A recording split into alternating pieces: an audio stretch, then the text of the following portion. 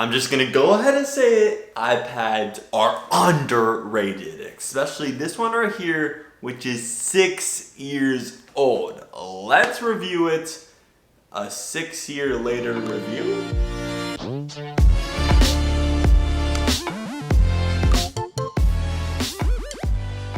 So to put it into perspective on how old this iPad is, I was 10 years old when I first received this iPad. Or was I 11? Somewhere between there, 10 or 11. I'm now 16. So you can see how old this iPad is. This was released in November of 2013. I purchased this in December of 2013 for Christmas. And this is my brother's iPad. My iPad Air, this is the iPad Air. My iPad Air actually broke because of the screen cracking, because I sat on it, because it fell under the couch. But forget about that iPad. That iPad actually broke about a month ago, so I had to pick up my brother's because my brother wasn't using his iPad. And in case you're not familiar, my iPhone X also broke, so I got the iPhone SE. And I was like, I'm gonna need a device to watch all of my shows and YouTube on. So this is it right here. This is the iPad Air, still running iOS 12.4. It's not gonna get the upgrade to iOS 13, nor should it. I don't think it will handle it. And I have a good question for you. Can this game? Can you play some Fortnite on here? Because I sure wanna win that $3 million prize money.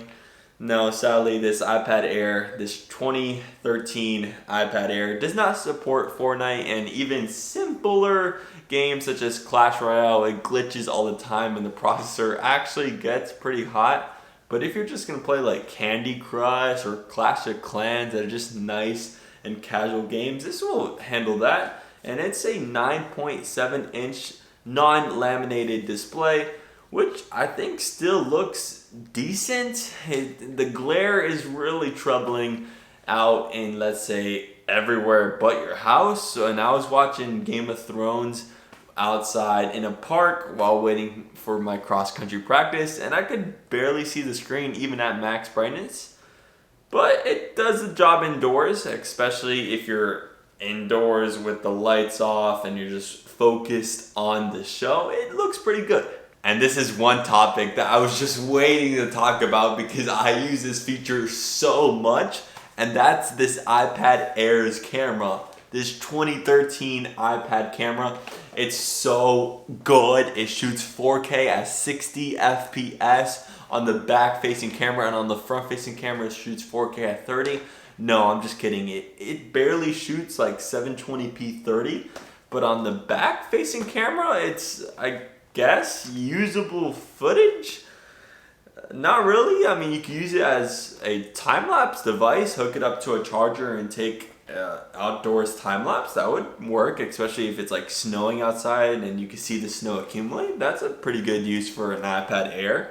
Why not? And the front-facing camera, also not that good, but it's passable for FaceTime, and that's what matters. And also this has iMessage, and you could call people with FaceTime audio.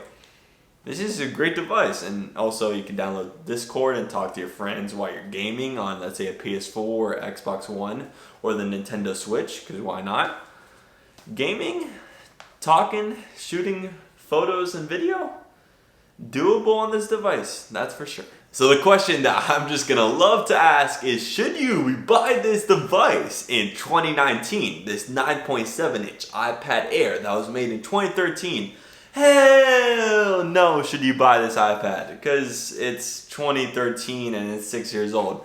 You could buy the regular old 2019 iPad for around $250 on Amazon with like the A10 Fusion chip, and I think that's an absolute steal. You could also buy the iPad mini. Both of those iPads that I just mentioned support the Apple Pencil. This one doesn't. So this is a video not really saying that you should buy this device, but just proving how good iPads are for long-term usage. People kind of just switch out their iPhones every 2 to 3, even 4 years. But iPads, I've heard some stories that people still have the original iPad, which is like 10 years old. That's insane.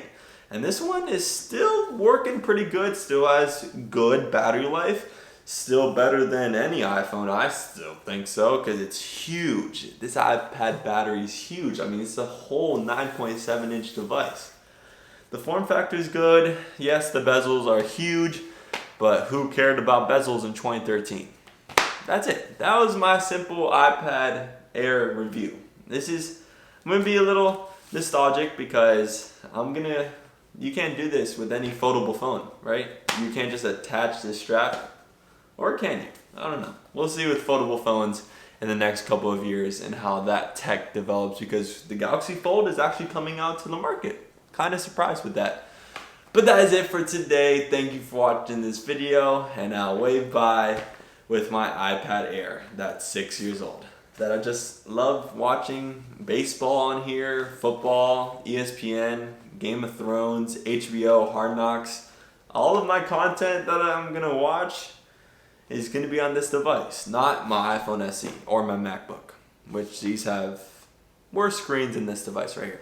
But that's it. I'm just renting on at this point. Thank you for watching. I'll see you in the next one. Peace out. Make sure you bless me. 3, 2, 1.